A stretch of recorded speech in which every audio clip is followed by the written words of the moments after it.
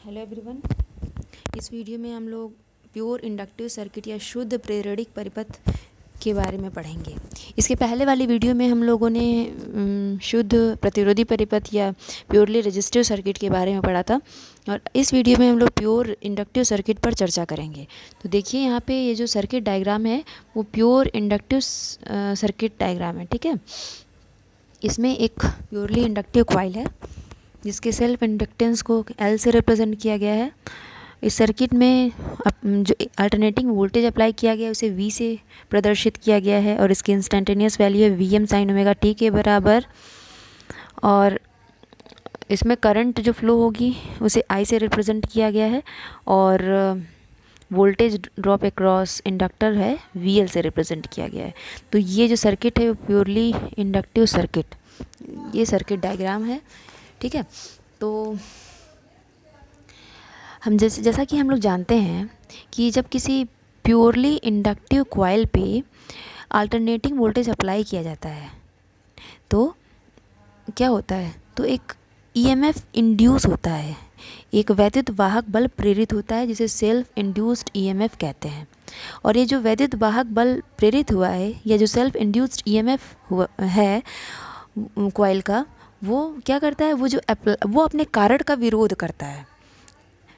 तो इस तरह से हम कह सकते हैं कि ये जो सेल्फ इंड्यूस्ड EMF होगा जिसे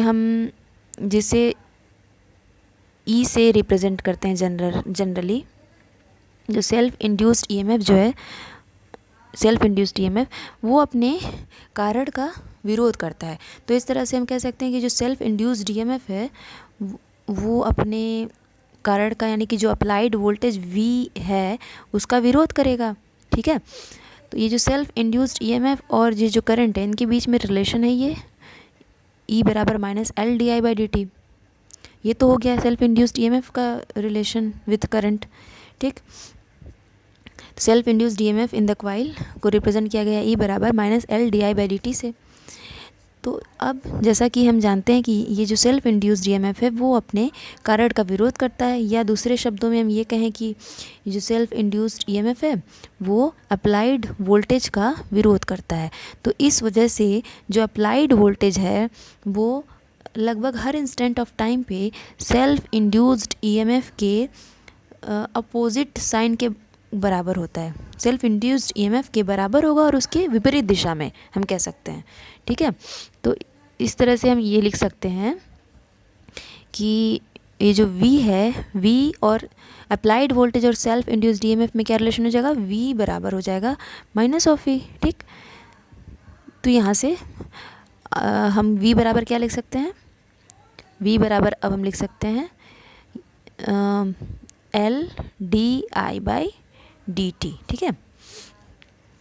तो ये तो हो गया कि V का इक्वेशन हमारा मिल गया, V बराबर L di/dt। तो देखिए यहाँ पे यहीं से आया है ये इक्वेशन जो लिखा गया है, V बराबर L di/dt, ठीक। ये जो हो गया हमारा और V बराबर है क्या, जो इंस्टेंटेनियस वोल्टेज है वो है Vm sin ओमेगा t। तो इसकी वैल्यू को हमने ऊपर वाले इक्वेशन में V बराबर L di/dt में रख दिया। तो फिर हमें निकालना है करंट का मान, तो हमने इसको थोड़ा सा ट्रांसफ़र किया, di के टर्म में निकाला, di बराबर Vm/L sin omega t dt हो जाएगा। अब बताइए जब करंट का मान हमें निकालना है, डिफरेंशियल करंट का मान पता है, तो हमें क्या करना होगा, दोनों साइड इंटीग्रेट या समाकलन करना होगा। तो हम अब नेक्स्ट स्टेप में क्या करेंगे, ये जो इक्वेशन है di बराबर Vm/L sin omega t into dt, इस इक्वेशन में हम लोग दोनों साइड इंटीग्रेट करेंगे। तो इंटीग्रेट जब करेंगे तो di का इंटीग्रेशन I हो जाएगा और उसके बाद ये जो साइन ओमेगा t है इसका इंटीग्रेशन क्या होगा, साइन ओमेगा t का जो इंटीग्रेशन, क्योंकि Vm/L जो है वो तो कांस्टेंट टर्म है तो वो तो एज इट इज़ होगा, और जो वेरिएबल टर्म है with respect to time that is sine omega t dt है। तो साइन ओमेगा t का जो इंटीग्रेशन होगा वो क्या होगा, minus of cos omega t upon omega. तो इस तरह से जो इंटीग्रेशन के बाद जो एक्सप्रेशन आएगा वो आएगा I बराबर माइनस Vm/ओमेगा L कॉस ओमेगा t। और जैसा कि हम लोग जानते हैं कॉस ओमेगा टी और साइन ओमेगा टी का जो रिलेशन होता है, ट्रिग्नोमेट्रिक रिलेशन, उसके बेसिस पर जो हमारा इक्वेशन आएगा करंट का, फाइनल इक्वेशन वो आएगा Vm upon omega L sine omega T minus π/2। ये हमारा final expression of instantaneous current of pure inductive circuit. ठीक, ये एक्सप्रेशन हो गया। अब देखिए इस एक्सप्रेशन को अगर हम देखें तो हम क्या कह सकते हैं कि ये जो इंस्टेंटेनियस करंट है उसका मान अधिकतम कब होगा। तो उसका जो इंस्टेंटेनियस है, तात्क्षणिक जो करंट है, उस धारा है, उसका मान अधिकतम तब होगा जब साइन ओमेगा टी माइनस π/2 का जो मान है वो यूनिटी होगा या इकाई होगा। तब हम कह सकते हैं कि उस कंडीशन में करंट का मान मैक्सिमम होगा, जो कि Vm अपॉन ओमेगा एल के बराबर होगा। ठीक, तो इस तरह से जो मैक्सिमम करंट है उसके मान को हम Im से रिप्रेजेंट कर रहे हैं, मैक्सिमम करंट जो वैल्यू है, और वो किसके बराबर हो जाएगा, Vm अपॉन ओमेगा एल। अब ये कब होगा, जब साइन ओमेगा टी माइनस π/2 जो है वो जब यूनिटी होगा तब। ठीक, और तथा एक्सएल बराबर क्या होता है, तथा ये जो ओमेगा एल जो टर्म आया है यहाँ पे पहले देखते हैं। ये जो Vm अपॉन ओमेगा एल, ये जो ओमेगा एल जो टर्म आया है, इसको अगर हम देखें तो ये जो ओमेगा एल होता है वो एक्सएल बराबर होता है ओमेगा इंटू एल, जो कि इंडक्टिव रिएक्टेंस है। ठीक है, ये जो एक्सएल है वो ओमेगा एल के बराबर है। ऐसा इंडक्टिव रिएक्टेंस ऐसा क्यों कह रहे हैं, क्योंकि अगर हम इस Im के इक्वेशन को देखें, Im बराबर Vm अपॉन ओमेगा एल, तो जैसा कि हम इसको देख सकते हैं कि Im बराबर Vm के अपॉन में जो टर्म है वो एक तरह से प्रतिरोध का कार्य कर रहा है, लेकिन ये किसकी वजह से है, ये इंडक्टर की वजह से है। तो इसीलिए इसे कहते हैं, ये जो टर्म है ओमेगा एल, इसे कहते हैं इंडक्टिव रिएक्टेंस। ठीक है, ये जो टर्म है ओमेगा इंटू एल, इसे कहते हैं इंडक्टिव रिएक्टेंस, तथा इसे प्रदर्शित करते हैं XL से। ठीक, तो इस तरह से Im बराबर क्या हो जाएगा, Vm upon XL inductive circuit के केस में।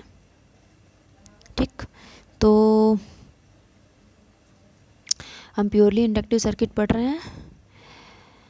तो यहाँ पे हमने प्योरली इंडक्टिव सर्किट में देखा कि वोल्टेज और करंट में क्या रिलेशन आया है। तो वोल्टेज और करंट में जो रिलेशन आया, आई का जो पहले हमने आई का एक्सप्रेशन निकाला, आई बराबर Im sine omega T minus π/2, और Im किसके बराबर है, Vm अपॉन ओमेगा एल या फिर Vm अपॉन XL के बराबर है, क्योंकि XL क्या है, XL इज़ इंडक्टिव रिएक्टेंस, और XL बराबर होता है ओमेगा एल बराबर होता है 2πfl। अब देखिए जो हमारा ये एक्सप्रेशन आया है करंट का, और अप्लाइड वोल्टेज जो हमने अप्लाई किया था, अल्टरनेटिंग वोल्टेज, अब इन दोनों एक्सप्रेशन को हम लोग वेव फॉर्म की मदद से समझते हैं।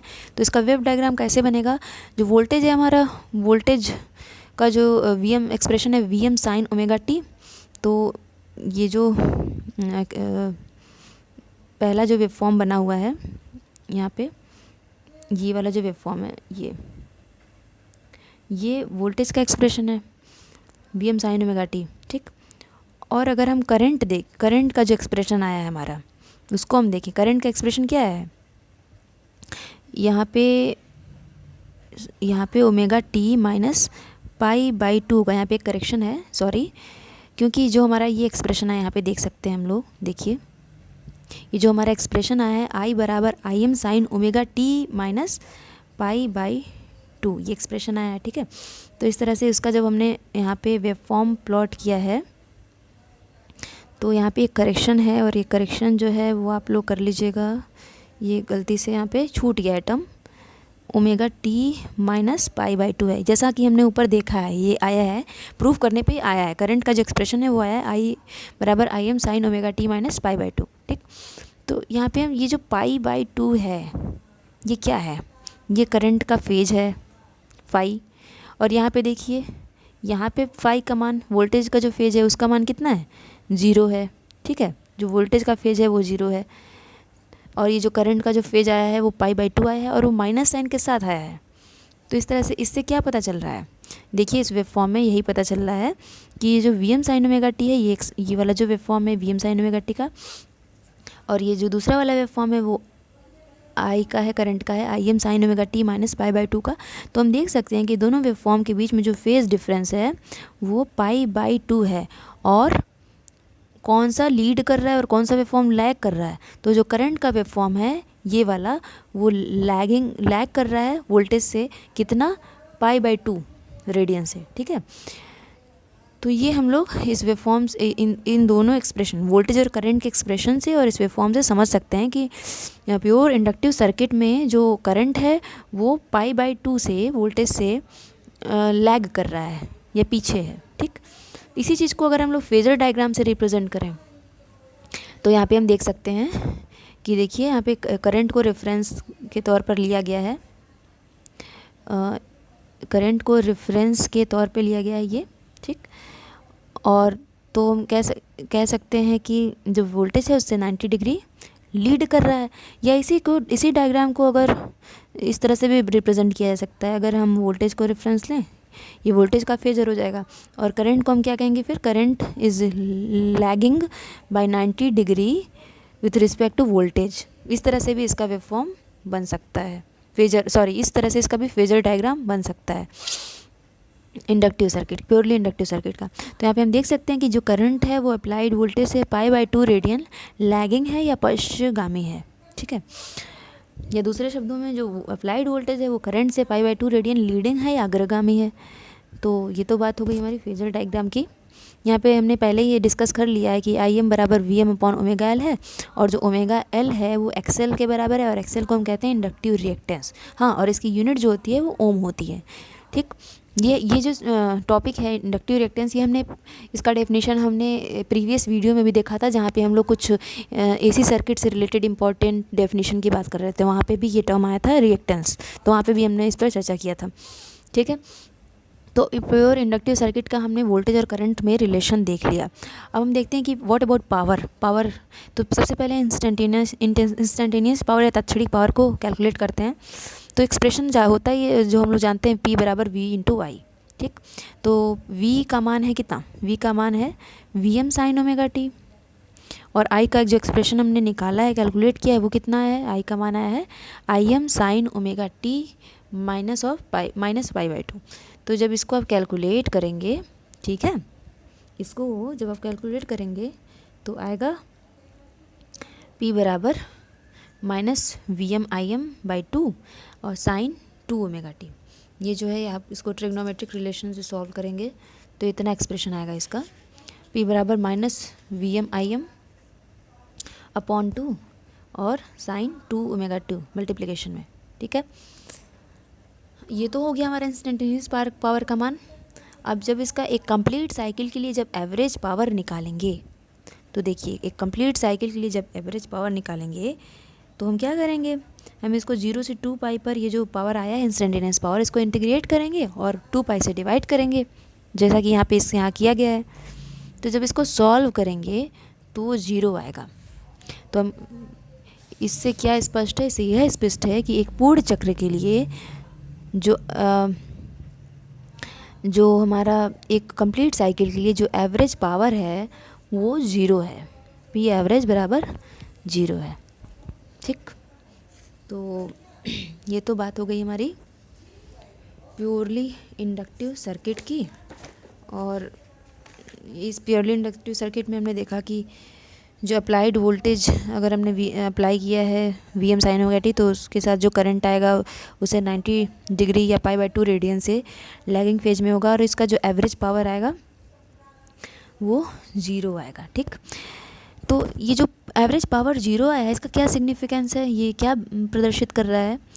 तो ये जो एवरेज पावर 0 आया है वह ये प्रदर्शित कर रहा है कि प्योरली इंडक्टिव सर्किट में जो एब्जॉर्ब पावर होता है, कोई पावर एब्जॉर्ब नहीं होता है, वो 0 होता है। जो एब्जॉर्ब पावर है वो प्योरली इंडक्टिव सर्किट में 0 होता है।